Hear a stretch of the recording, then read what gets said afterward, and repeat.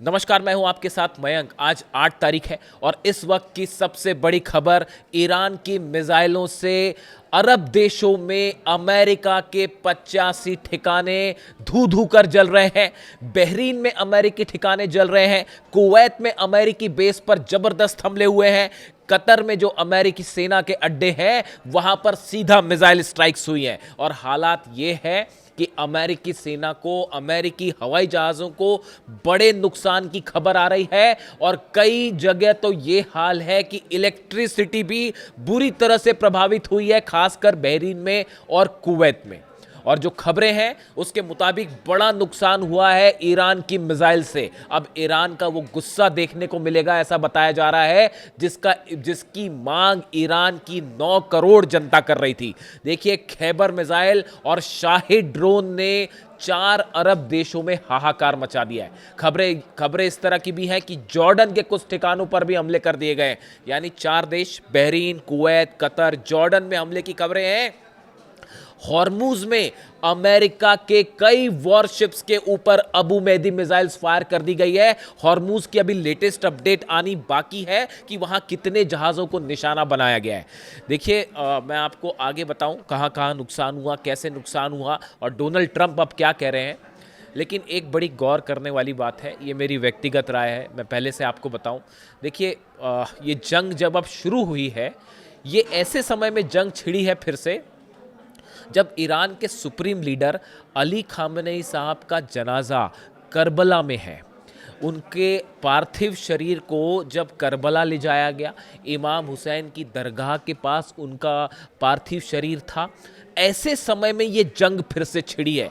क्या ये किसी तरह से कुदरत का इशारा है कि ये जंग अब करबला की जंग है? ये जंग अब सच्चाई और झूठ के बीच आखिरी लड़ाई है।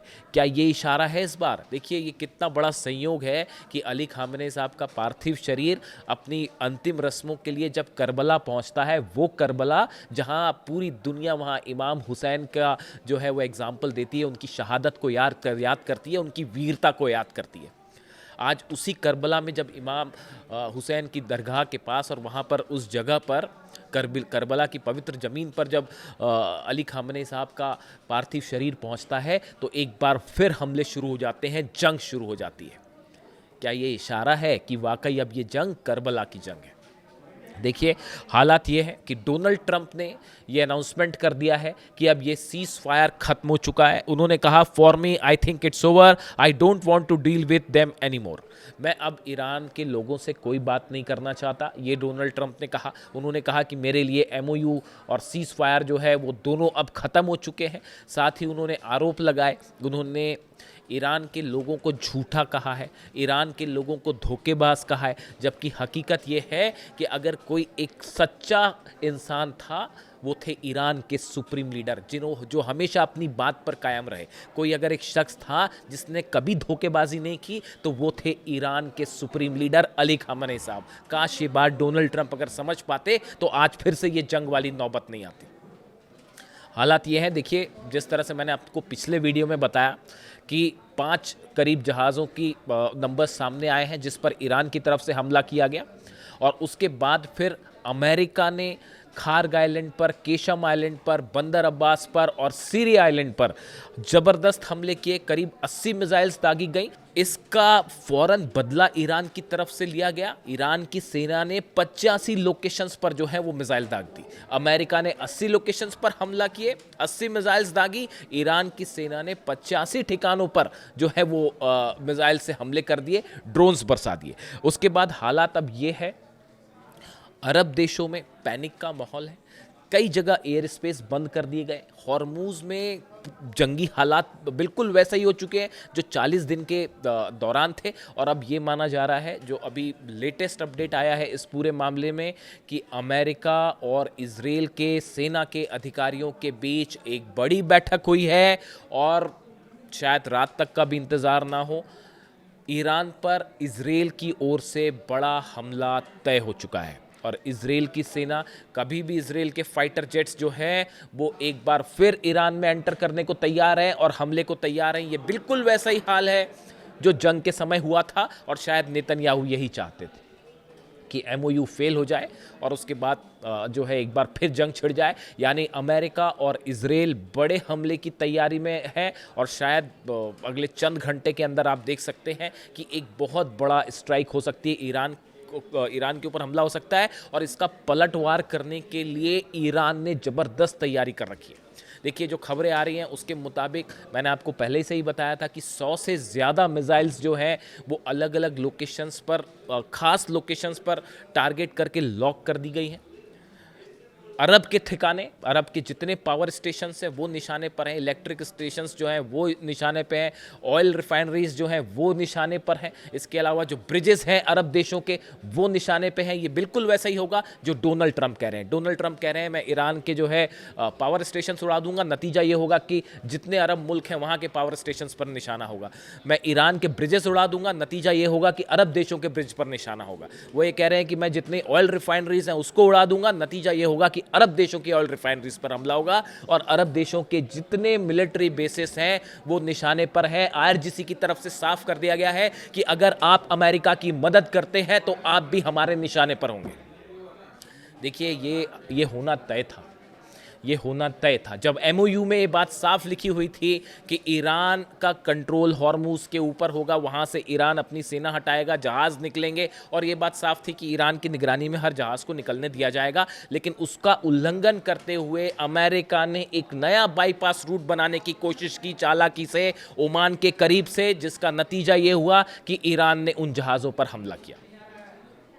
ईरान की तरफ से कहा गया कि ये बिना हमारी जानकारी के गलत तरीके से ये जहाज़ निकालने की कोशिश की जा रही है, इसीलिए उनको टारगेट किया गया। ये ईरान का कहना है। दूसरी तरफ अमेरिका की तरफ से कहा गया कि जहाज़ों पर हमला हुआ, हमने इसका बदला लिया और अलग अलग 80 लोकेशंस पर जो है हमले हुए हैं, जिसमें आईआरजीसी के कई सैनिक भी मारे गए हैं। इस तरह की खबर है जो खास तौर पर ईरान की नेवी से जुड़े हुए थे, उनकी कैजुअलिटी हुई है।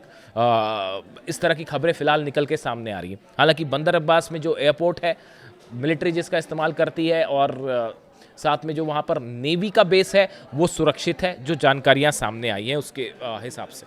यानी फ़िलहाल जो बयान आ रहे हैं, ख़ास तौर पर देखिए ईरान की तरफ से जो बयान आया, ईरान का ये कहना है कि अब डोनाल्ड ट्रंप के पास कोई चारा नहीं है, आपको ईरान की लीडरशिप को स्वीकार करना पड़ेगा, उसको मान्यता देनी पड़ेगी।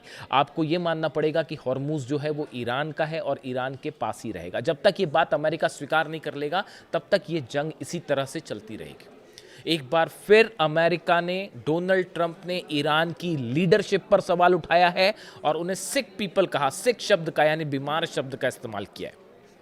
ये एक बार फिर इस बात को बताता है कि ईरान की में जो सत्ता परिवर्तन की कोशिश थी वो नाकाम हुई। इसका फ्रस्ट्रेशन अब देखने को मिल रहा है। कुछ एक्सपर्ट्स का इस तरह का दावा है।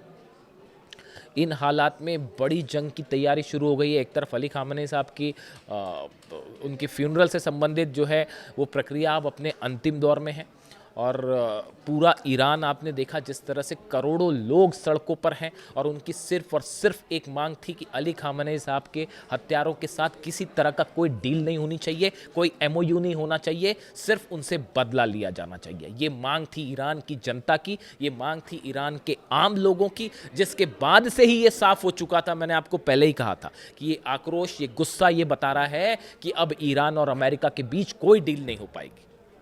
और देखिए वही बात एक बार फिर साबित हुई, सच साबित हुई और ये जंग फिर शुरू हो चुकी है। अब जो हालात हैं उसके मुताबिक ये माना जा रहा है कि कई अरब देश ईरान के खिलाफ स्ट्राइक में शामिल हो सकते हैं। इस तरह के इनपुट्स आने शुरू हो गए। जिन देशों पर हमला हुआ है, जिन देशों के जहाज़ों को निशाना बनाया गया है, इन पर गौर नज़र रखने की ज़रूरत है। ख़ास तौर पर सऊदी पर, ख़ास तौर पर यूएई पर। क्या इन देशों की तरफ से किसी तरह के कोई हमले होते हैं, इस पर नज़र रखने की ज़रूरत है। बहरीन की तरफ से क्या कोई कार्रवाई होती है, कह नहीं सकते आप। आज रात तक इसके अगले चंद घंटों में तस्वीर साफ हो जाएगी। लेकिन डोनाल्ड ट्रंप का जो बयान सामने आया कि जो है सीज़ फायर इज़ ओवर और एमओयू ख़त्म हो चुका है, उसके बाद नतीजा देखने को ये मिला है कि दुनिया भर के शेयर बाज़ार जो हैं उसमें हाहाकार मच गया है। अगर सेंसेक्स और निफ्टी की बात करें, भारत के शेयर बाज़ारों की बात करें, तो सेंसेक्स और निफ्टी जो हैं, सेंसेक्स और निफ्टी दोनों करीब 2% डाउन है और इस गिरावट से निवेशकों को 8 लाख करोड़ रुपए से ज्यादा की चपत लग गई है डोनाल्ड ट्रंप के एक बयान के बाद। हालात यह है कि बीएई लिस्टेड कंपनियों का कुल मार्केट कैप घटकर लगभग 472 लाख करोड़ रुपए रह गया है। सेंसेक्स के सभी शेयरों में भारी गिरावट दर्ज की गई है। आप बात करें अगर यूरोपीय शेयर बाजार की बात करें तो ब्रिटेन का जो FTSE 100 यानी फुटसी है, जिसे फुटसी भी कहा जाता है, इसमें करीब 2% की गिरावट देखने को मिली है। फ्रांस का CAC 40 हो, जर्मनी का डैक्स इंडेक्स 2% तक गिर गया। यानी आप देखिए पूरे यूरोप में, एशिया में, जापान का निक्केई 1.5% जो है वो गिर गया है। पूरे दुनिया में शेयर मार्केट में हाहाकार मच गया है। और इसके अलावा दक्षिण कोरिया का कोस्पी 6% लुढ़क गया है। आप देखिए कुछ नहीं बच रहा। अमेरिका से लेकर, यूरोप से लेकर, एशिया से लेकर जापान, कोरिया, हर तरफ इसका असर पड़ रहा है और शेयर मार्केट बुरी तरह से जो है हाहाकार मचा हुआ है शेयर मार्केट में डोनाल्ड ट्रंप के इस बयान के बाद। अब ये भी कहा जा रहा है कि हो सकता है डोनाल्ड ट्रंप ने अभी ये कह दिया कि भाई जो है MOU कैंसिल और सीज फायर कैंसिल और जंग की आहट है तो शेयर बाजार डाउन है, लेकिन हो सकता है कि कल तक वो अपने बयान से पलट भी जाएं, शायद शेयर बाजार को फिर से बैलेंस करने के लिए। कई बार ऐसा हो चुका है और कई एक्सपर्ट ये मानते हैं कि डोनाल्ड ट्रंप के इस तरह के जो बयान आते हैं वो सब शेयर मार्केट को मॉनिटर करते हैं, उसको मैनिपुलेट करने के लिए होते हैं कि आपने पहले कर दिया, कह दिया कि साहब सीज फायर खत्म, अब मैं हमला करूंगा, शेयर बाजार गिरे और उसके बाद फिर जो है खुद ही इस तरह से लॉबिंग की कि ये बयान दे दिया कि नहीं साहब अभी तो एक मौका और देता हूं मैं और सीज फायर अभी जारी रहेगा, और उसके बाद फिर से शेयर बाजार को आपने ऊपर कर दिया और अपना फ़ायदा कमा लिया। तो इस तरह के भी तमाम जो है एक्सपर्ट इस तरह की राय जाहिर करते हैं। लेकिन फ़िलहाल हालात ये हैं कि पूरे दुनिया के शेयर बाज़ार में हाहाकार मचा हुआ है। क्रूड ऑयल का दाम जो है वो एक बार फिर तेज़ी से बढ़ने लगा है और इस जंग की आशंका के बीच पूरी दुनिया की अर्थव्यवस्था में एक बार फिर बुरी तरह इसका बुरा असर पड़ता दिखाई दे रहा है। देखिए ईरान की तरफ से जो स्टैंड है, ईरान की जनता का मूड पिछले 48 घंटे में और 72 घंटे में आप देखिए अली खामेनी साहब के जनाजे को देखने के बाद, उनके कॉफिन को देखने के बाद जो बाइट्स आ रही थी, वहाँ के लोगों का जो रिएक्शन, गुस्सा देखने को मिल रहा था, उस बात से ये बात अब साफ है कि ईरान की तरफ से अब ना अपना यूरेनियम दिया जाएगा, ना ही किसी तरह की न्यूक्लियर मुद्दे पर डील की जाएगी और ना ही अब एक भी इंच जो है हॉर्मुज पे किसी तरह का समझौता करने के लिए ईरान तैयार है। ये वहाँ की जनता की राय है। ऐसे हालात में एक भयानक जंग छिड़ती दिखाई दे रही है और कई लोग इसे कह रहे हैं कि ये फिर से एक बार जो है अब वो करबला की जंग शुरू हो चुकी है, आर पार की जंग शुरू हो चुकी है। आज की रात बेहद भारी जाने वाली है। जो भी अपडेट होगा आप तक पहुंचाऊंगा। Thank you so much.